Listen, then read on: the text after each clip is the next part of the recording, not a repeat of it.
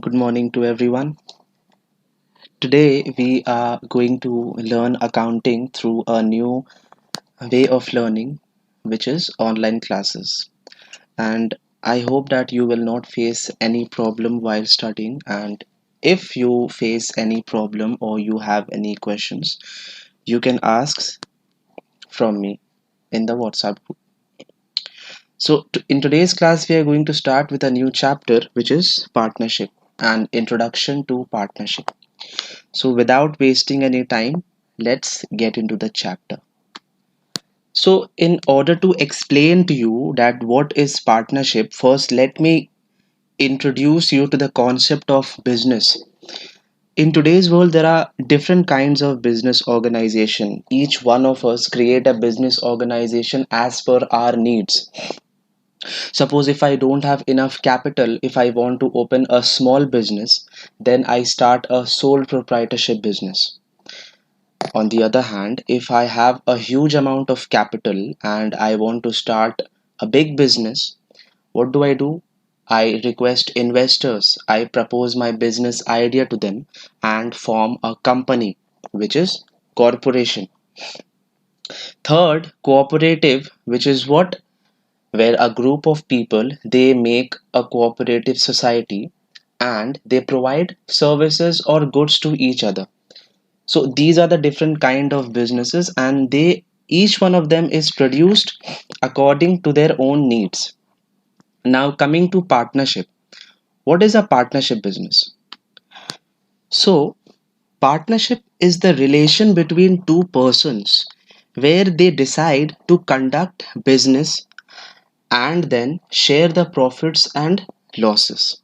So basically, this is partnership where two persons or more than two persons they join each other to conduct a trade or business, like to sell goods or services to other people, and they will share the profits and other terms and conditions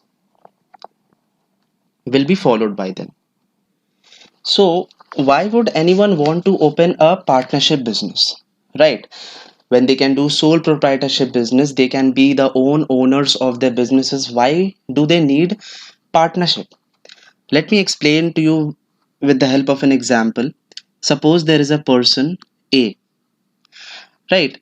A wants to conduct a business. For that, A needs an amount of 1 lakh, right? He has a business idea, and to conduct that business idea, he needs an amount of 1 lakh rupees. But A has only 50,000. Only how much? Only 50,000. So, what does he do? He approaches B. He goes to B and explains his business idea to him, and B likes the business idea. And what does B do? B decides to invest 50,000 rupees in the business of A. So, what has happened now? Now, A and B have become partners together and they will share profits and losses in their business. So, basically, this is what partnership is. So, many people they come together for their own profit. This is why partnership is created. Right. I hope you have understood this and you can copy this down in your notebook. Now, next topic we have on partnership is the features or characteristics of partnership business. Now, why am I teaching this features of or characteristic is because that if you learn this, you'll get to know the partnership business in detail. You'll get to know that what are the elements in the business and what are the terms that you need to be known, that you need to know these terms, right? So, and these are also very important for your exam. They definitely come in the objective or even subjective type. So, the first characteristic of partnership business is there are two or more members. So, partnership can be conducted only when there are at least two members. Right, partnership cannot be conducted by one single person. There should be at least two members. There can be more than two members, but the maximum limit of partners is 20. Okay. Second feature, agreement. So a partnership business is an agreement between the partners that they will conduct their business together and then they will share their profits and losses. Now, the profits and losses can be shared equally or they can be shared in a ratio, any ratio, whichever the partners like. Suppose A tells that I'll get a profit of 60% and B will get a profit of 40%. So it does not need to be equal all the time. There can be variations. So this agreement can be oral or it can be in written. There is no problem in either of the cases. You can either tell the agreement or you can either write the agreement and get it signed. Third feature is the lawful business. Obviously, if you're conducting a business, it should be lawful. Like, you should not conduct a trade where you are selling guns or things like that. That is illegal. So, the objective of the business should be lawful. Next is sharing of profit. Already explained that all the partners must abide by the rule that they have to share the profit as well as the loss. So nothing more to explain in this. The next point is quite important and I think you need to pay attention to this one. Unlimited liability. What does this mean? So see, so again there are two partners, A and B. Now both of them have contributed a capital of 1 lakh rupees, right? And they are conducting the business. Now X is a creditor. Who is he? He is a creditor, means this partnership firm, they buy goods from X, right? So what happens now, the partnership firm, the business of A and B is not going very well and they are not being able to pay X, right? X is a creditor, so A and B will have to pay them. If they are buying goods from someone, they have to obviously pay them, right? So if they buy goods on credit, then they have to pay it sometime. So what happens now, the credit limit goes up to 2,50,000, means that the total amount to be paid to X now is 2,50,000. And what happens, the profit, the partnership firm of A and B is not generating any profit, right? So the profit is zero. Profit is equal to zero, and the only money in the business, the only cash in the business is the capital contributed by A and B, which means 2 lakh rupees. So the capital contributed is how much? 2 lakh. However, what is the liability? 2,50,000. Now how will A and B pay X? Obviously they will pay X from this 2 lakh, right? But where will another 50,000 come from? You have to pay X 2,50,000, but you have only 2 lakhs. So where will the extra 50,000 come from? They will come from the personal pockets of A and B. They will have to sell or they will have to give it out of their own pockets. This money will go out of their own personal funds, not the capital introduced. They have to pay the capital introduced, right? But over and above that amount, means over and above 2 lakhs, they have to pay X 50,000 from their own pockets. So this is what unlimited liability means it doesn't matter that what is the amount of capital in your business. If you have to pay 20 lakhs to the creditors, if you have to pay 20 lakhs to the creditors, then you have to pay it out of your personal pocket. So this is what unlimited liability feature of the partnership business. So why is this an important feature? Because you see, in case of companies, what happens, company are limited liability. It has a feature of limited liability. Any owner or shareholder of the company does not have to pay over and above their capital. They will only pay the amount of their capital. They won't pay the extra 50,000. No, they will only pay the 1 lakh that is due to them. So this is the feature of unlimited liability. The next is voluntary registration. Now we know that most of the big businesses especially, they have to be registered. They have to be registered under the government, under the registrar of companies, etc. So for in case of partnership firms, there is an option. You either you can get it registered, or if you don't want it to be registered, you don't register your business. You just run your business as it is. However, it is advisable to register your business because it has its own benefits. In the next classes, I'll explain it to you that what are the business of getting your business registered. The next is principal agent relationship. What is this principal agent relationship? See, try to understand this with the help of an example. This is A, B, and C. They are partners in a firm, means together they constitute a firm. So, what happens? A enters into a contract with a third party, suppose X. A enters into a contract with whom? With X, without telling B and C. No problem. So, what happens when A enters into a contract? The whole firm, A, B, and C, the whole firm becomes liable for the performance of that contract. Means if A has taken advance from X to supply any goods, and if A does not supply goods to X, then A, B, and C, everyone will be liable to supply goods to X. Means here has acted as an agent of the firm. He is acting as an agent, and the firm is the principal. Right, the firm is the principal here, and A has been acting as an agent of the firm. So, this is an agent and principal feature of the partnership business. Whatever an agent does, whatever A does, or B does, or C does, all of them will be liable for the actions of any individual partners. This is the agent and principal relationship.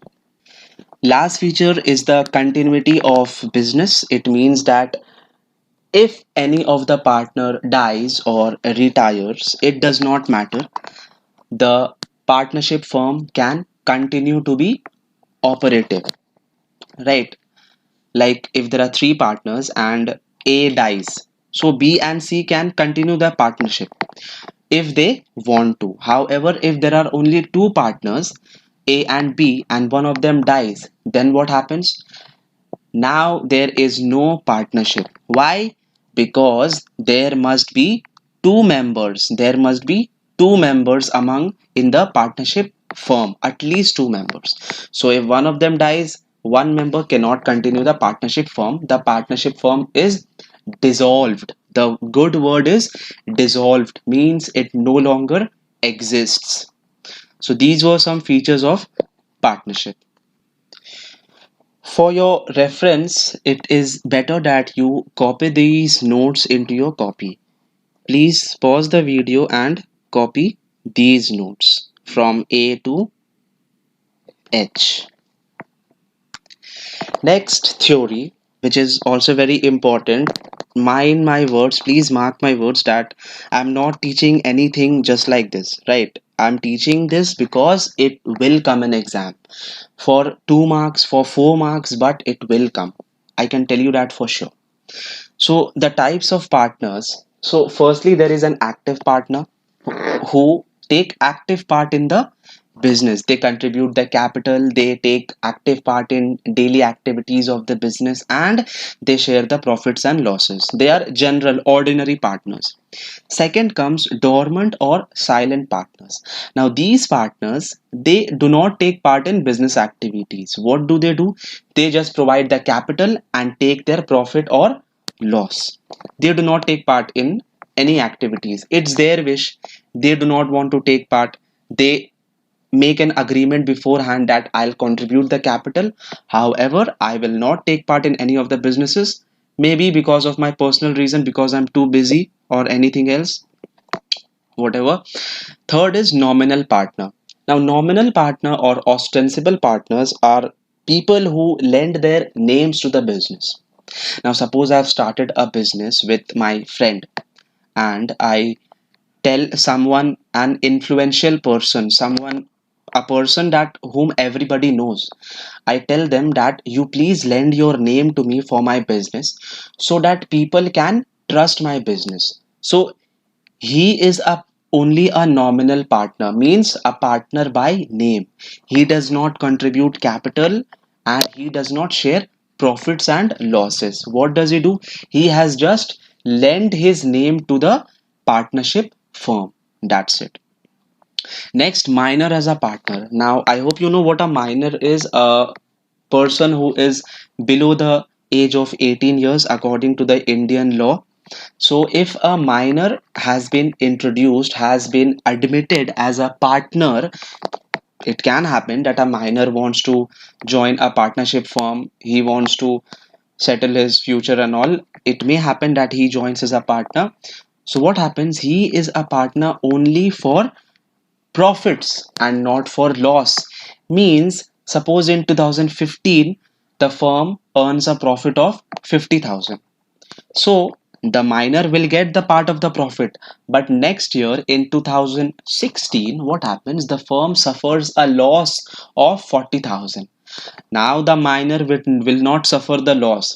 The other partners will suffer the loss. But the miner, he will not suffer the loss. The last one and the most important one. This is a bit complicated, so please pay attention. What is partner by estoppel? Like, what happens when you are somewhere and you suddenly you want to conduct a business activity with someone else. Suppose you want to buy something or sell something to a third party. What do? You represent yourself as a partner of a partnership firm. Suppose there is a partnership firm of A, B, and C. Yes, so A, B, and C are partners in a partnership firm. However, D over here, he is not a partner, he is just a cousin of C.